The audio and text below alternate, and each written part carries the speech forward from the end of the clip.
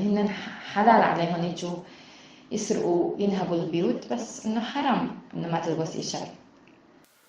منتقدة ما تفرضه القوى المهيمنة على عفرين إثر ما سمي عملية غصن الزيتون من مضايقات على الحريات الشخصية وفرض للحجاب واللباس الشرعي. تشتكي نوروز السيدة الكردية البالغة من العمر 33 عاما خلال حديثها لبرشاف اف ام، وتعزو فرض تلك التشريعات إلى بدهم يبعدونا عن ثقافتنا اللي نحن كل السنين متعودين عليها، ومهما صار ولو ظلمونا ولو بالزور نحن ما فينا نتغير.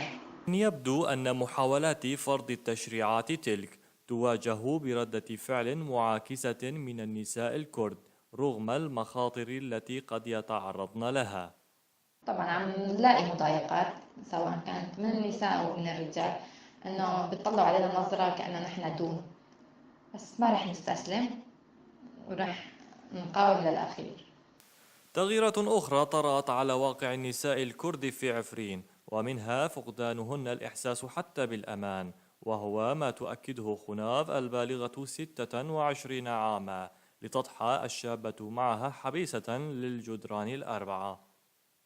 قبل الأحداث أنا كنت أطلع وأدخل بأمان وبدون ما حدا يرافقني من أهلي، وهلأ بالرغم أنه عم أطلع ويلي هي نادرا أطلع من بيت بطلع مرافقة أهلي، اضطريت إني أتحجب وألبس عباية ويلي ماني مقتنعة فيها، إلا أنه الخوف مرافقني بكل خطوة، وهالخوف وعدم وجود الأمان كانت سبب إني ما أطلع من بيت نهائيا.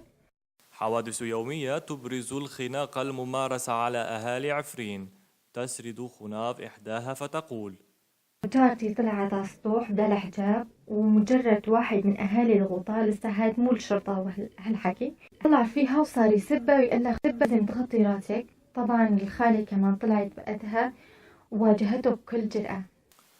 ومنذ سيطرة الفصائل الإسلامية برفقة الجيش التركي على عفرين في آذار المنصرم، عمدت تلك الجهات إلى فرض تشريعاتها الخاصة، أمر يرفضه الأهالي ليؤكدوا أن التدين لا يكون بالمظاهر، وأن طيب الأخلاق يكون عادة مزروعا على وجوه أصحابها، والعفرينيون خير من زرع.